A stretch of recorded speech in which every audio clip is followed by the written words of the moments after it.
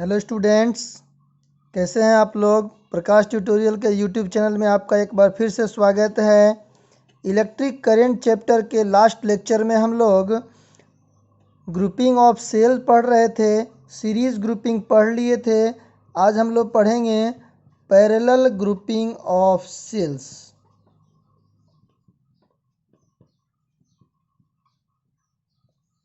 सेलों का समांतर क्रम समूहन। अभी हम लोग इक्विवेलेंट सेल का ही बात करेंगे, एक ही टाइप के सेल का बात करेंगे। जैसे मान लिया जाए कि यह एक सेल है जिसका ईएमएफ ई और इंटरनल रेजिस्टेंस आर है। दूसरा सेल ई आर ऐसे करके अगर एन सेल अगर समांतर क्रम में जोड़े गए हैं और इनके साथ सीरीज में एक resistance external resistance capital R जोड़ा गया है, तब इस सर्किट से कितना करंट फ्लो करेगा, इसी का एक्सप्रेशन हम लोगों को करना है। अगर केवल सेल जुड़ा रहेगा तब इससे करंट फ्लो नहीं करेगा जब तक सर्किट क्लोज नहीं होगा। सर्किट को क्लोज करने के लिए हम लोग एक एक्सटर्नल रेसिस्टेंस कैपिटल आर लगाते हैं। आपको एक बात हम और बताए थे कि समांतर क्रम में जुड़े सभी अवयवों के विभवांतर समान होंगे। इस सेल का सारे सेल का विभवांतर समान होगा, तो टोटल ईएमएफ हम लोग क्या लिख सकते हैं, ई। इसका ईएमएफ ई, इसका ईएमएफ ई, इसका ईएमएफ ई, सब का ईएमएफ ई, तो टोटल ईएमएफ भी ई। टोटल इंटरनल रेसिस्टेंस, कुल आंतरिक प्रतिरोध 1/R effective is equal to 1/R plus 1/R plus 1/R plus 1/R कितना टाइम्स, n टाइम्स। तो 1/R effective is equal to n/R, R effective is equal to R/n। अब यह जो circuit है यह कुछ ऐसा हो सकता है कि इसका ईएमएफ ई और इंटरनल रेसिस्टेंस R/n हो गया, सभी सेल मिल करके एक बैटरी बना दिए, और इसका एक्सटर्नल रेसिस्टेंस R हो गया। तो इस सर्किट में टोटल रेसिस्टेंस कितना है, सीरीज में हो गया R/n प्लस R। ये आपका लिख सकते हैं इसको ऐसा, एलसीएम हो गया n r plus n r. Total resistance पता चल गया, टोटल ईएमएफ पता चल गया। करंट के बारे में हमको क्या फार्मूला पता, current is equal to total EMF by total resistance. Current I is equal to total EMF कितना है, ई बाई टोटल रेसिस्टेंस कितना, r plus n r by n. N जाके ऊपर गुना कर दिया, यह हो गया n E by r plus n are.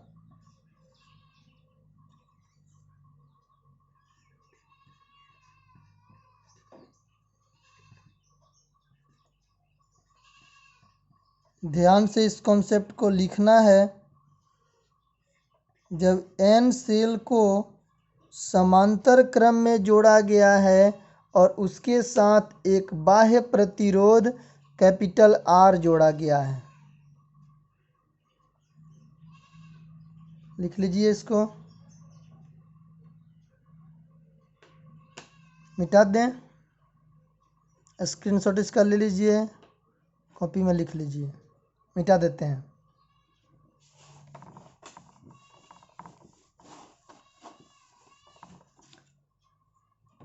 अब हमारे पास कॉन्सेप्ट है मिक्स्ड ग्रुपिंग का। यहाँ पर आपको बात ध्यान से समझना पड़ेगा। Mixed grouping of cells.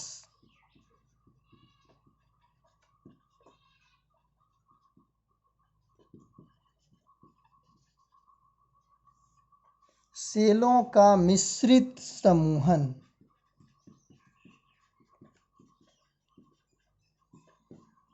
सेलों का मिश्रित समूहन यानी कि इसमें सेल सीरीज में भी होंगे और पैरेलल में भी होंगे। ध्यान से बात को समझिए। मान लिया जाए कि यह पहला सेल है, यह दूसरा सेल है, यह तीसरा सेल है, यह चौथा सेल है। ऐसे करके n सेल सीरीज में जोड़े गए हैं। सभी सेल का ईएमएफ E और इंटरनल रेसिस्टेंस R है। यह सीरीज में जोड़ा गया है। एक रो में n सेल सीरीज में जोड़े गए हैं। दूसरा रो भी ऐसा ही है जिसमें भी n सेल जोड़े गए हैं। प्रत्येक सेल का ईएमएफ E और इंटरनल रेसिस्टेंस R है।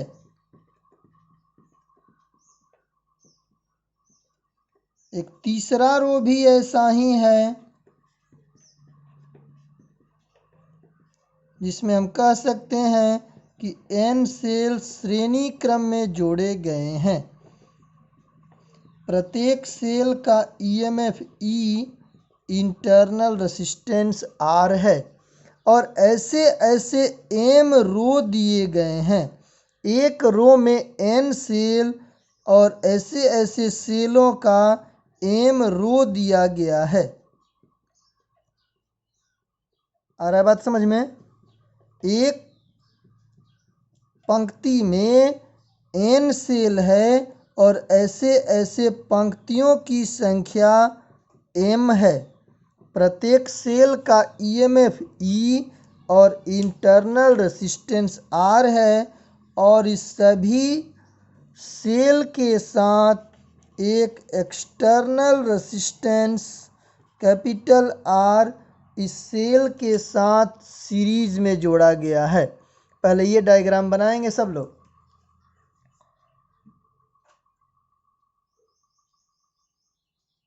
एक पंक्ति में n सेल हैं और ऐसे ऐसे m पंक्ति हैं तो टोटल नंबर ऑफ सेल्स कितने हो जाएंगे? m into n। m into n। इसका स्क्रीनशॉट लीजिए, कॉपी में लिखिए, तब बात समझ में आएगा। मिटा दें। अब देखो, अब सीरीज पैरेलल दोनों का कॉन्सेप्ट आपको इसमें लगाना पड़ेगा। थोड़ा सा बात को समझेंगे। हमको टोटल ईएमएफ निकालना है, टोटल रेसिस्टेंस निकालना है, डिवाइड कर देना है, करंट पता चल जाएगा। देखो, मान लो कि पहला पंक्ति में एक बैटरी बना जिसका ईएमएफ NE और इंटरनल रेसिस्टेंस NR होगा। ऐसा सीरीज में हम लोग पढ़े थे। सीरीज कम्बिनेशन में क्या पढ़े थे? E plus E plus E plus E plus E n times NE हो गया। R plus R plus R plus R plus R n time हो गया। NE और NR हो गया। फिर दूसरे पंक्ति में भी EMF NE internal resistance NR हो गया। तीसरे पंक्ति में भी NE और NR हो गया। ऐसे करके कितना पंक्ति आपको दिया गया है? आपके पास m रो है, m पंक्ति है। प्रत्येक पंक्ति में ईएमएफ हो गया NE और इंटरनल रेसिस्टेंस हो गया NR और इसके साथ श्रेणी क्रम में एक प्रतिरोध जोड़ दिया गया कैपिटल R। अब देखो, अब इसमें पैरेलल वाला कहानी है कि अगर कोई भी सेल पैरेलल में जोड़ा गया है और सबका ईएमएफ सेम है तो टोटल ईएमएफ किसी एक सेल के ईएमएफ के बराबर होगा। या इक्विवेलेंट सेल का हम लोग बात कर रहे हैं, एक ही टाइप का सब सेल है, सिमिलर सेल्स हैं, तो टोटल ईएमएफ क्या हो जाएगा? N E, total EMF N E हो गया। अब देखो internal resistance, total internal resistance, कुल आंतरिक प्रतिरोध 1/R effective is equal to 1/NR plus 1/NR plus 1/NR, कितना times, M times. 1/R effective is equal to M/NR, यहाँ से R effective is equal to NR/M। तो इस सारे सर्किट से हमारे पास एक सेल ऐसा बन गया, ध्यान से देखें, जिसका ईएमएफ हो गया एन ई और इंटरनल रेसिस्टेंस हो गया NR/M, और इसके साथ एक एक्सटर्नल रेसिस्टेंस कैपिटल R जोड़ा गया है। तो टोटल रेसिस्टेंस क्या हो जाएगा, सीरीज में है ना, ये हो गया R प्लस NR/M, यह हो जाएगा MR plus NR/M। Total EMF आपको पता चल गया, टोटल रेसिस्टेंस पता चल गया, current I is equal to total EMF by total internal resistance. लिख सकते हैं क्या? अब देखो I बराबर क्या हो जाएगा, M चला गया ऊपर, MNE/MR प्लस NR, यह करेंट का वैल्यू होगा इस कॉम्बिनेशन में। तो ध्यान से इस कॉन्सेप्ट को लिखिए, समझने का प्रयास करिए। तो तीन तरह का ग्रुपिंग हम लोग सेल का समझ लिए, series grouping, parallel grouping and mixed grouping.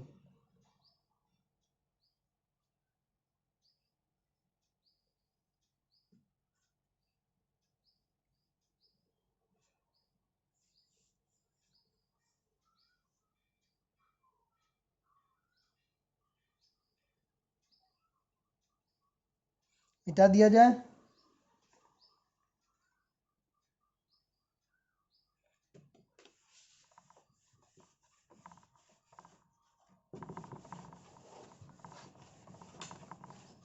अब हम लोगों के पास कॉन्सेप्ट आएगा इलेक्ट्रिकल एनर्जी और इलेक्ट्रिक पावर का।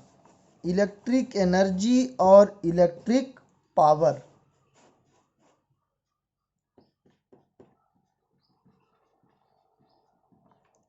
इलेक्ट्रिक एनर्जी से पहले हम लोग पढ़ लेंगे electric power.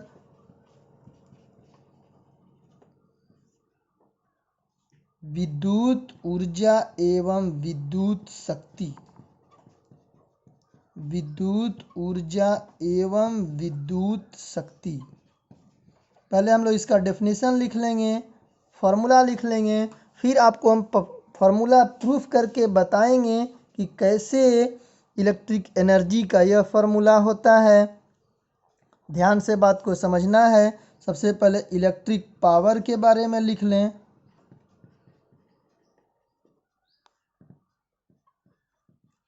It is the product of potential difference or potential drop and current passes through a circuit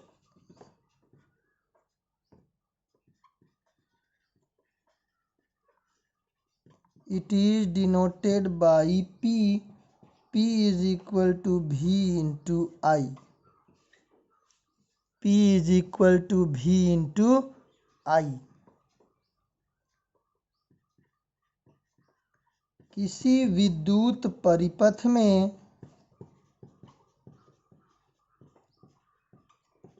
विभवपात एवं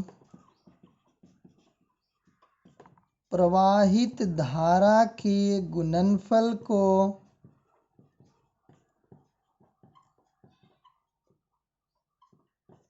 विद्युत शक्ति कहते हैं।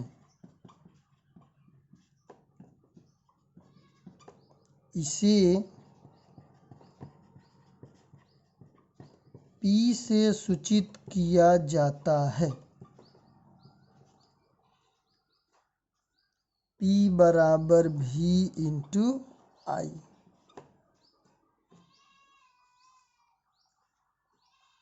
मिटा दें, इसका स्क्रीनशॉट ले लीजिए।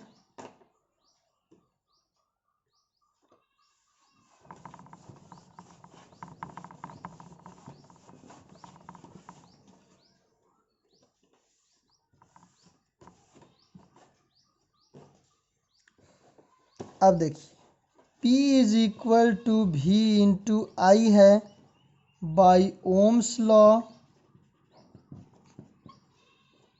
V is equal to I R, तब P के जगह पर क्या लिख सकते हैं, V के जगह पर आई आर इंटू आई, तो P बराबर लिख सकते हैं आई स्क्वायर आर। एक ये फॉर्मूला हो गया। यहाँ से हम लोग I बराबर क्या लिख सकते हैं, V बाई आर लिख सकते हैं ना। तब P बराबर क्या हो जाएगा, V के जगह पर V, I के जगह पर V बाई आर, P बराबर V स्क्वायर बाई आर। तो P का 3 फार्मूला आपके पास हो गया, I square R V into I या V square by R. SI unit of electric power is volt ampere और वाट। वोल्ट एम्पियर को ही वाट कहते हैं, W से डिनोट करते हैं। इस बात को लिख लीजिए।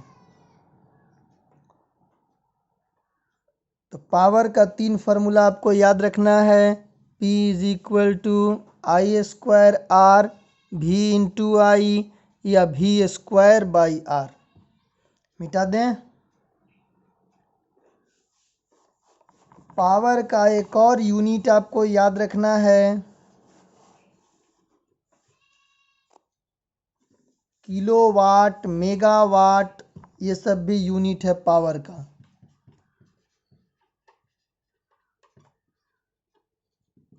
Another unit of power is kilowatt. 1 kilowatt is equal to 1000 watt. Megawatt, 1 megawatt is equal to 10 to the power 6 watt. Commercial unit is HP, horse power 746 watt. तो हॉर्स पावर किसका यूनिट है, हॉर्स पावर पावर का unit है। 1 horse power is equal to 746 watt. आपसे question में पूछा जाता है ऑब्जेक्टिव में। मिटा दिया जाए।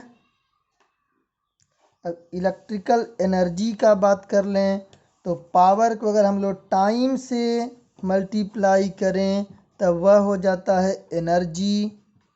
इलेक्ट्रिक एनर्जी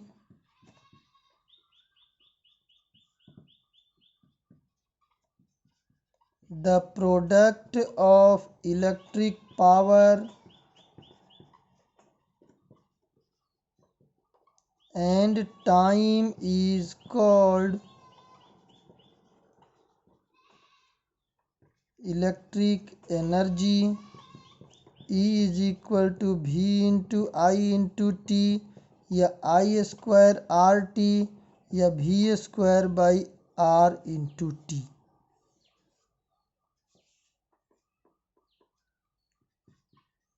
विद्युत शक्ति एवं समय के गुणनफल को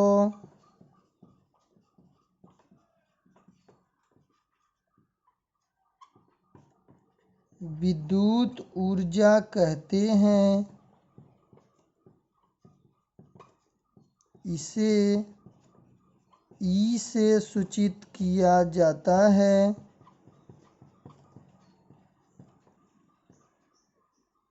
ई का फॉर्मूला आपको ऊपर लिखा हुआ है।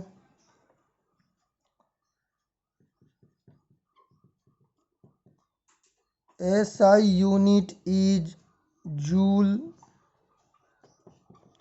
कुछ ऑब्जेक्टिव के लिए बात लिख देते हैं।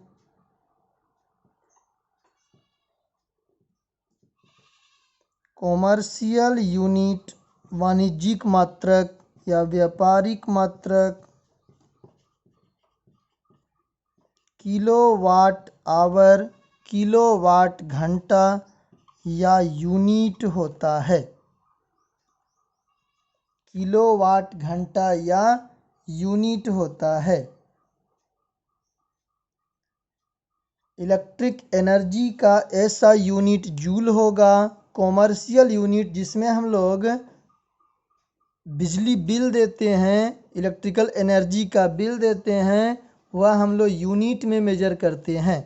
तो 1 unit is equal to 1 kilowatt hour होता है। इसको मिटा देते हैं पहले। इस यूनिट को हम लोग पहले BOT भी कहते थे, अभी शॉर्ट में इसको केवल यूनिट बोला जाता है। BOT, बोर्ड ऑफ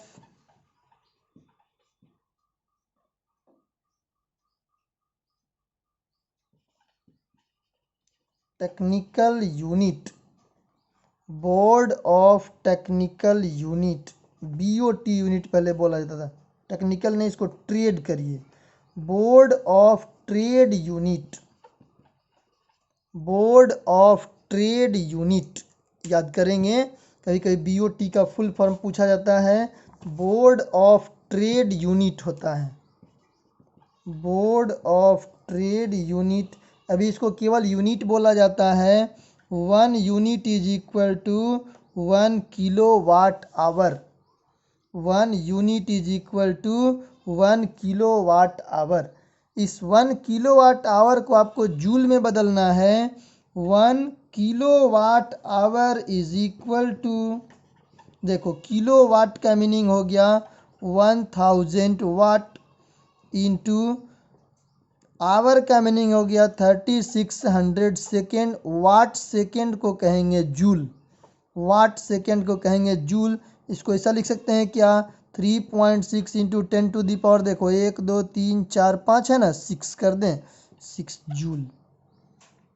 36 गुना 10 का पावर 5 करते या 3.6 गुना 10 का पावर 6 ऑब्जेक्टिव में क्वेश्चन पूछा जाता है। 1 किलोवाट आवर बराबर कितना जूल। इसका स्क्रीनशॉट ले लीजिए, कॉपी में इसको लिखिए, मिटा देते हैं।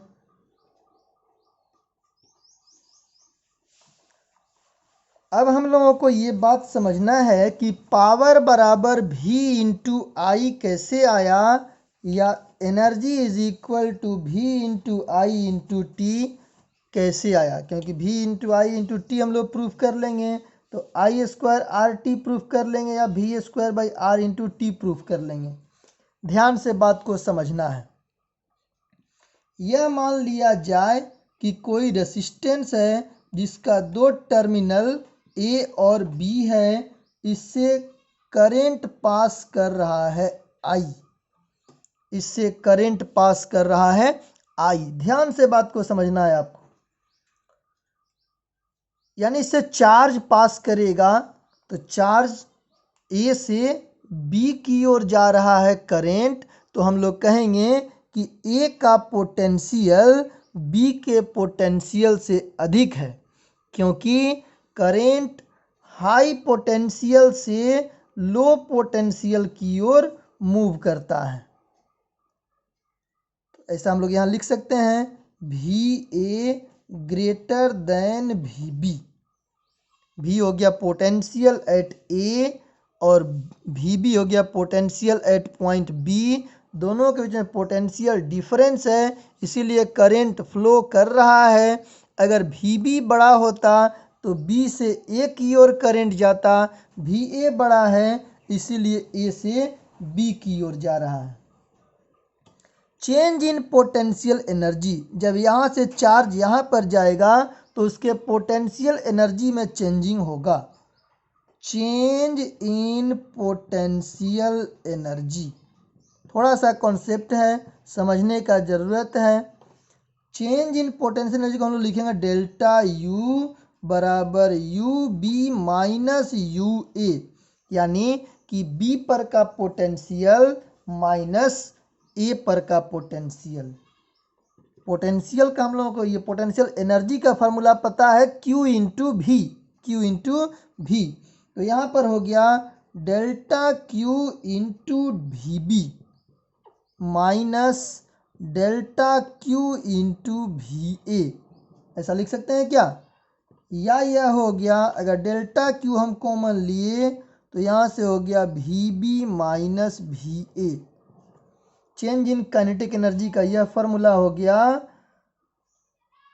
क्यू बी डेल्टा क्यू भी बी माइनस भी ए। अब यहाँ पर देखो यह तो टर्म आ गया निगेटिव, यह टर्म आ गया निगेटिव क्योंकि भी बी का वैल्यू भी ए से कम है, तो लिख सकते हैं माइनस डेल्टा क्यू इंटू भी, माइनस डेल्टा क्यू इंटू भी। यह चेंज इन पोटेंशियल एनर्जी हो गया। अब यह जो पोटेंशियल एनर्जी होता है कन्वर्ट होता है काइनेटिक एनर्जी में।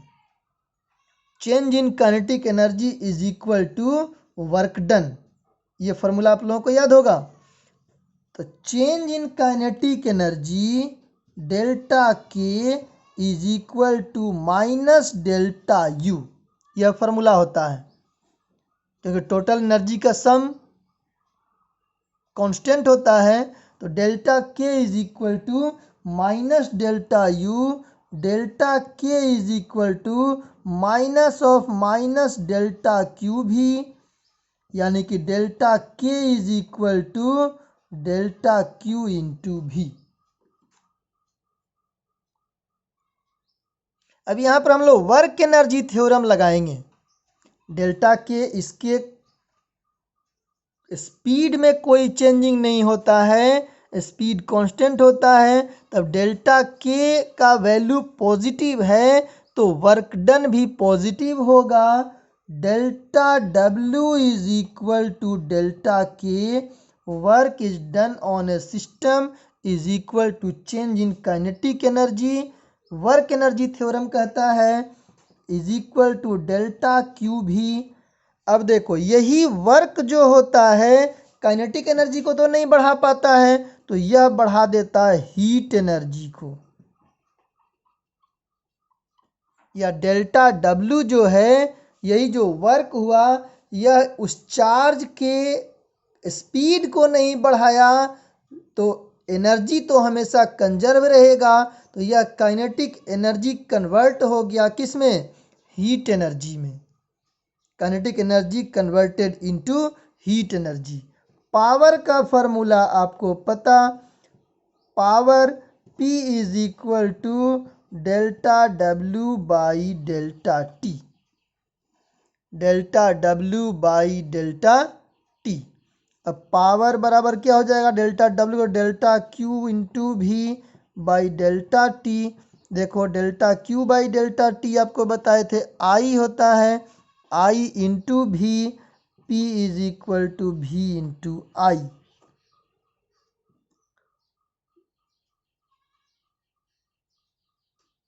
यहाँ से हम लोग डेल्टा डब्ल्यू बराबर क्या लिख सकते हैं? P into delta T. Delta W is equal to P के जगह पर क्या लिख दें? V into I into delta T, यानी कि W is equal to V into I into T. यही W कन्वर्ट हो जाता है हीट में।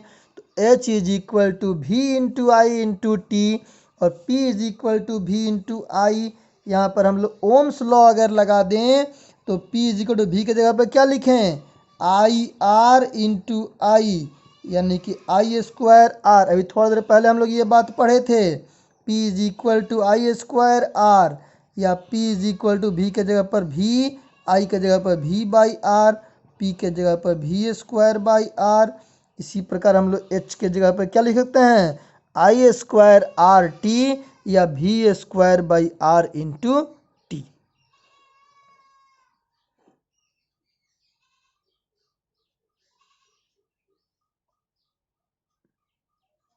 2 बार में इसका स्क्रीनशॉट ले लीजिए। एक बार यहाँ देख लीजिए और एक बार यहाँ देख लीजिए। यहाँ पर आपका करंट इलेक्ट्रिसिटी का दूसरा पार्ट भी कंप्लीट होता है। नेक्स्ट पार्ट में हम लोग किरचॉफ्स लॉ पढ़ेंगे, Wheatstone bridge, meter bridge, potentiometer, और उसके बाद हम लोग न्यूमेरिकल बनाएंगे, जो भी सेल्स का न्यूमेरिकल है और मेजरिंग इंस्ट्रूमेंट का न्यूमेरिकल है। जिनको भी डाउट है मेरे व्हाट्सएप नंबर पे कांटेक्ट करके अपना डाउट क्लियर करेंगे। Thank you.